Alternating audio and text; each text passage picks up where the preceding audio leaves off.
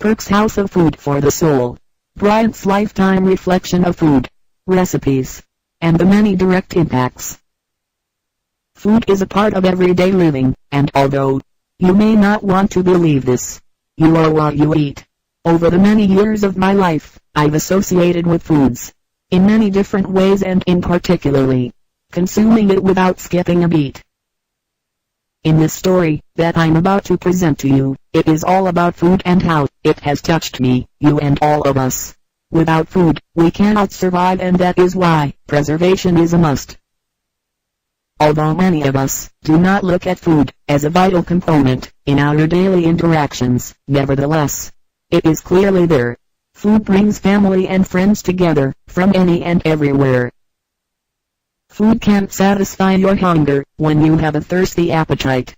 Food can cause you to sleep quite well, whether it be day or night.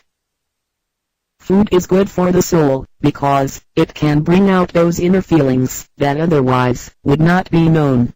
Food can cause all your senses to be in harmony, if it's pleasing to one. It can look good, smell good, feel good, taste good and sound good, if you're snacking prior to getting done. Throughout my lifespan, I've had the pleasure of meeting certain foods for the first time, and the lasting impressions I would like to share.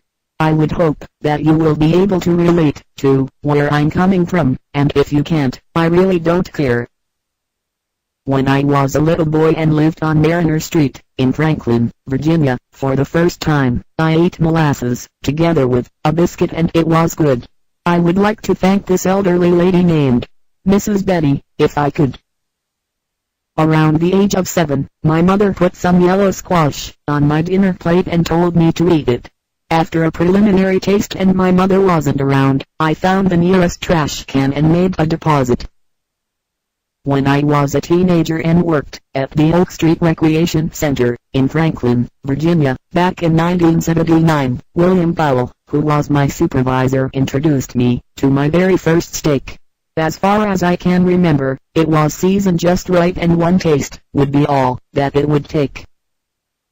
Preston T. Wallace was a former school teacher and influential part of my life, who could really cook, and often he kept me glued to the kitchen table.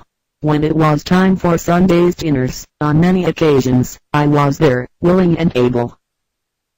Back in 1982, while enrolled in this vocational school in Los Angeles, an Indian friend of mine introduced me to a banana treat that was fried.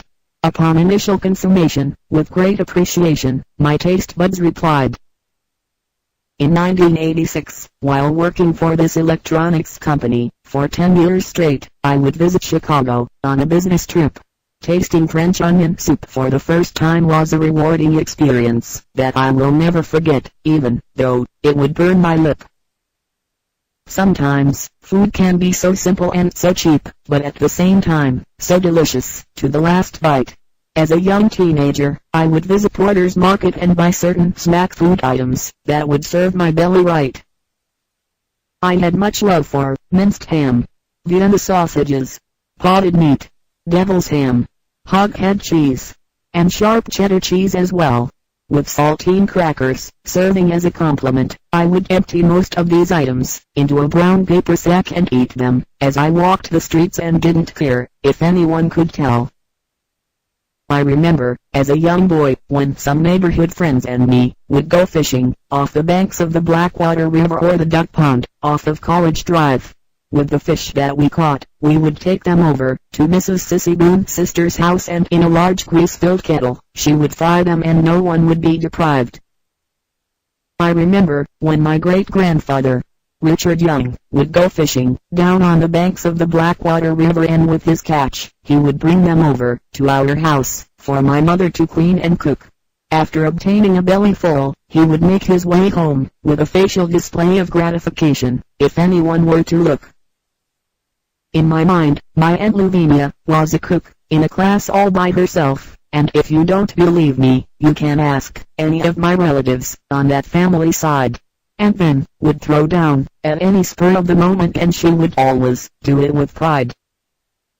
Whenever she would make roasted peanuts or peanut brittle, my siblings and I were the first to sample the batch. Many may have came close to her cooking abilities, but quite honestly, none were truly able to match.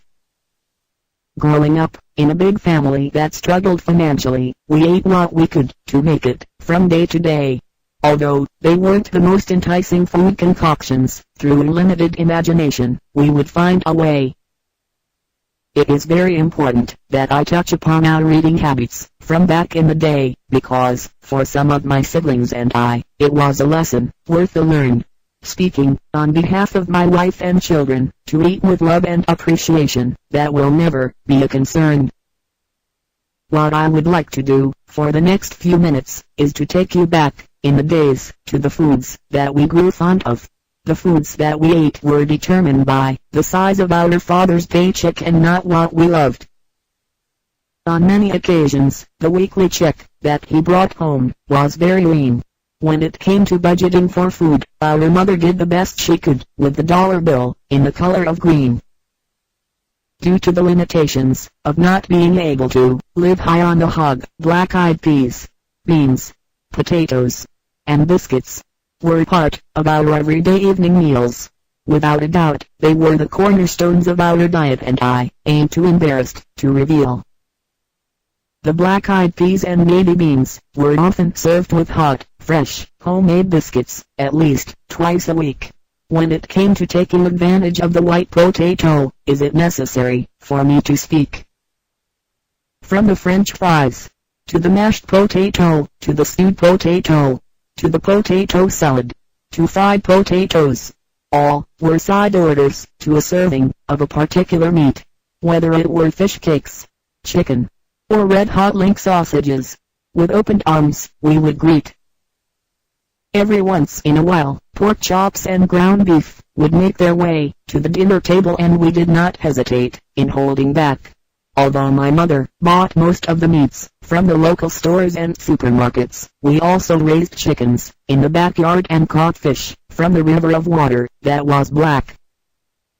I remember one chicken would be on the menu for a particular night, and our mother would send us out to the backyard. In our possession, we would have a hatchet or an axe, and believe me when I say that catching them two-legged pheasants were very hard. When the chickens saw us coming, they knew what was up, so they would get to quick-stepping.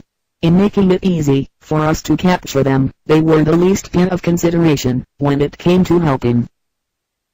Once we were able to catch these highly evasive birds, we would hold them by the head and twist their bodies until their necks broke. When we came to realize that this was cruel and unjust treatment to the chickens, that's when the hatchet and the axe would perform the deadly stroke. Once the chickens' heads were chopped off, they would temporarily run around out of control, with blood spraying all over the place. This is one of the reasons why we went to wringing the chicken's neck, because it was less messy and easier to embrace. Once the chickens were motionless and no longer alive, we would soak them in hot water, and minutes later, the feathers we would pluck away. After the chickens were completely featherless, our mother would cut them into serving-sized portions, if I might say. Catching fish from the Blackwater River and the preparation for cooking it was a simple task indeed. We would cut off the head, descale it with a knife, split it down the middle, and remove the guts inside with precision and above average speed. Whenever our mother would prepare homemade biscuits, the escaping aroma from the kitchen would make the whole neighborhood aware. Unfortunately, we couldn't oblige everybody, but for my cousin, Barrow-Hux, there were always some to spare. As I had briefly mentioned before, the biscuit brought much love and happiness to our plates. If our mother prepared a meal and she felt the biscuit wasn't the appropriate complement, then the stovetop cornbread she would allow to participate. Whenever she wanted to enhance the flavor of the biscuit or the cornbread, she would add some cracklin, which was soft pork skin. My father's cousin, Jack Cato, would supply us with it, because he was more than a family friend. For quite some time, I've been describing foods we ate when times were not so good. When times were really bad, we became creative with the items on the refrigerator door, and let me explain, if you would. If sliced bread was available, we ate sandwiches made of ketchup, syrup, sugar, and mayonnaise. Eating like this was the best we could do, and it lasted like this for many days. Hello everybody.